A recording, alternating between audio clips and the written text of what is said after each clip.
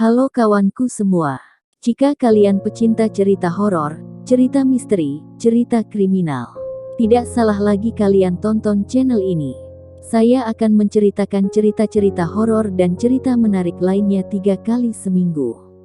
Dukung terus channel ini biar semakin berkembang dengan cara subscribe, biar kalian tidak ketinggalan video-video menarik lainnya.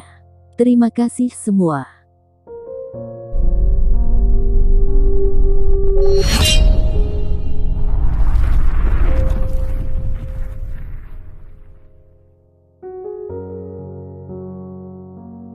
Kali ini saya akan menceritakan tentang kasus pembunuhan Hello Kitty yang terjadi di negeri beton Hong Kong yang saya tinggali sekarang ini. Kisah ini berawal dari laporan seorang gadis berusia 14 tahun.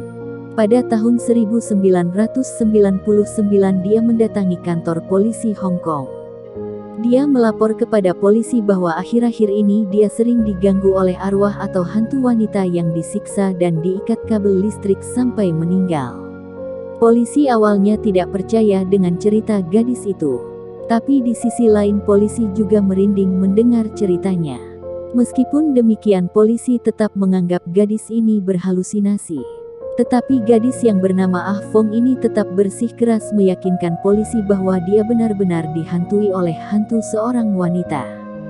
Dia baru bisa tenang hanya dengan menceritakan yang sebenar-benarnya terjadi. Tapi polisi masih saja tidak mempercayainya, polisi masih menganggap gadis ini hanya halu. Lalu Ah Fong berkata, saya juga terlibat dan menyaksikannya sendiri pembunuhannya. Baru akhirnya polisi agak percaya dan mengirim beberapa anggota untuk mengecek alamat yang diberikan Ah Fong tersebut. Blok B, lantai 3, nomor 31 Glenville Road, Sim Sa Sui, Kowloon, Hong Kong. Sesampainya di sana tidak ada yang mencurigakan. Karena flat tersebut tertata rapi dengan pernak-pernik Hello Kitty. Kelihatannya yang punya flat senang dengan Hello Kitty. Semuanya kelihatan polos sampai ada bau yang sangat menyengat dan menusuk hidung para polisi. Dan di ujung ruangan ditemukan boneka Hello Kitty besar berbentuk duyung yang bersimbah darah. Yang berisikan sisa-sisa tubuh seorang wanita yang diceritakan Ah Fong kepada polisi. Wanita tersebut diketahui bernama Fan Men Yi. Fan Men Yi adalah seorang wanita berusia 23 tahun yang bekerja di sebuah klub malam Hong Kong. Hidup Fan Men Yi memang cukup rumit. Dari kecil dia ditinggal oleh orang tuanya dan dia tinggal di panti khusus wanita.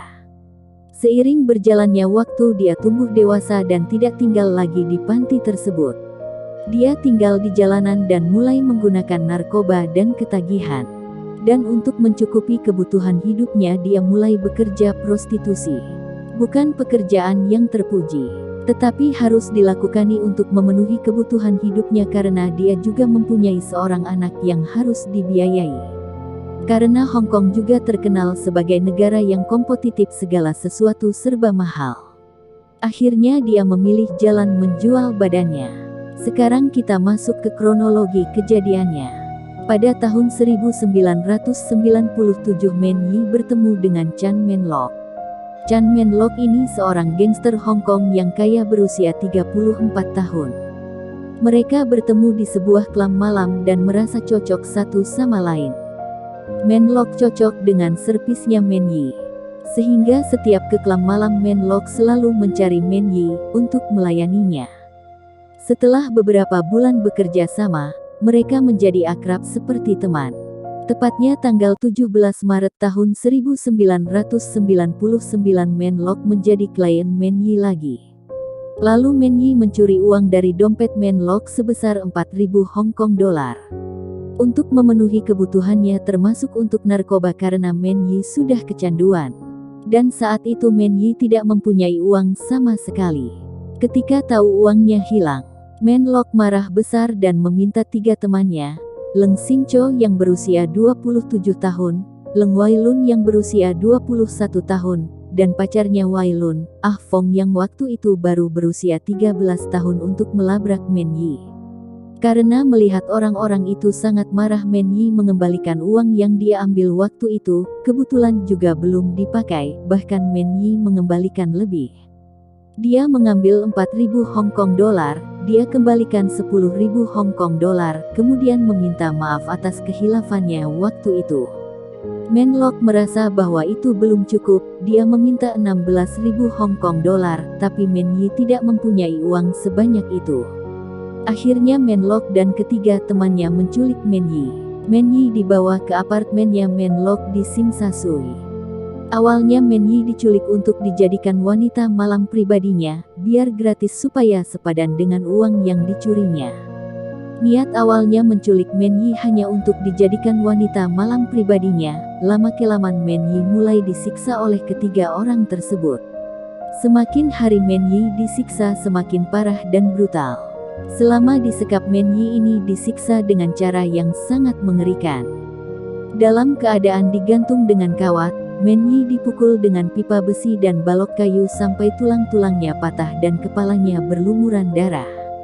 Men Yi juga dibakar kulit tubuhnya dan telapak kakinya. Menlok dan teman-temannya menyiksa Men Yi dengan melelehkan sedotan dan meneteskan plastik yang mendidih ke kulit tubuhnya. Bahkan, Ah Fong bercerita dia menuangkan minyak cabai ke luka bakarnya Men Yi dan ke matanya.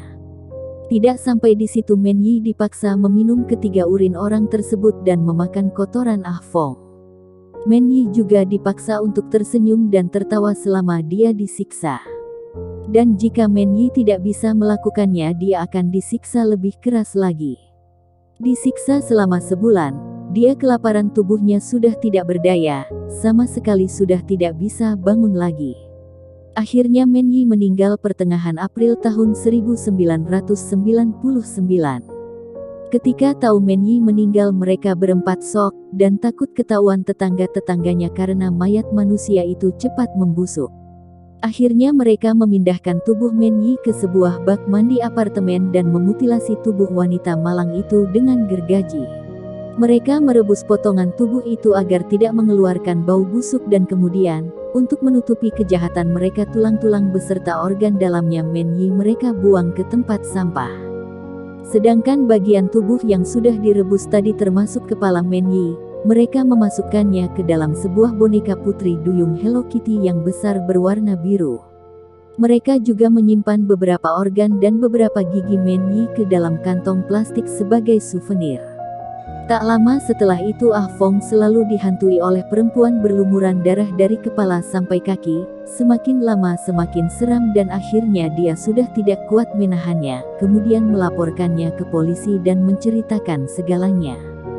Setelah polisi mengecek kebenaran yang diceritakan Ah Fong, mereka pun menangkap ketiga orang yang terlibat. Tidak lama setelah Lok dan Cho tertangkap, Lun pun akhirnya tertangkap setelah melarikan diri ke daratan China bagian Guangxi untuk bersembunyi. Para pelaku sempat tidak mau mengakui tuduhan melakukan pembunuhan.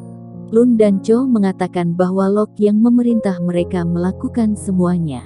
Karena tidak ada bukti yang kuat bahwa ketiga pelaku dengan sengaja membunuh korban, hakim persidangan kasus tersebut, Peter Nguyen Van Tu pada tanggal 6 Desember tahun 2000 mengumumkan para pelaku tidak bersalah atas tuduhan pembunuhan melainkan bersalah atas tuduhan pembunuhan tidak berencana. Hakim Peter Nguyen memutuskan memberikan hukuman terberat dalam kategori tuduhan pembunuhan tidak berencana yaitu penjara seumur hidup untuk ketiga pelaku. Ketiga pelaku memberikan reaksi yang berbeda-beda setelah mendengar keputusan hakim tersebut. Lok sangat tenang, Lun mata berkaca-kaca dan Cho menghembus napas dengan keras. Sedangkan Ah Fong sebagai imbalan dan kesaksian lengkapnya di pengadilan, dia diberikan kebebasan. Kemudian Leng Xingchou berhasil naik banding pada Maret tahun 2004 dan hukuman seumur hidup diganti dengan hukuman penjara selama 18 tahun oleh Hakim Justice Gal. Ia pun dapat menghirup udara bebas pada April tahun 2014. Kasus ini kemudian dikenal sebagai pembunuhan Hello Kitty, yang mengguncang banyak orang. Dan seluruh masyarakat Hong Kong mengingatnya sebagai salah satu kejahatan paling brutal dalam kasus kriminal di negeri beton yang saya tinggali ini. Dan konon ceritanya tetangga-tetangga yang tinggal satu flat di apartemen tempat penyiksaan Men Yi itu banyak yang pindah. Karena konon ceritanya mereka masih bisa mendengar suara-suara dan arwahnya Men Yi yang masih menghantui tempat itu. Apartemen kejadian ini mulai direnovasi tahun 2012 untuk menghilangkan sejarah gelapnya dan menjadi sebuah hotel pada tahun 2016 bernama Sorafit on Granville. Lokasi kejadian tersebut sekarang telah menjadi restoran di dalam hotel di mana terdapat beberapa patung Buddha. Itulah tadi ceritaku. Sampai jumpa di cerita-ceritaku berikutnya.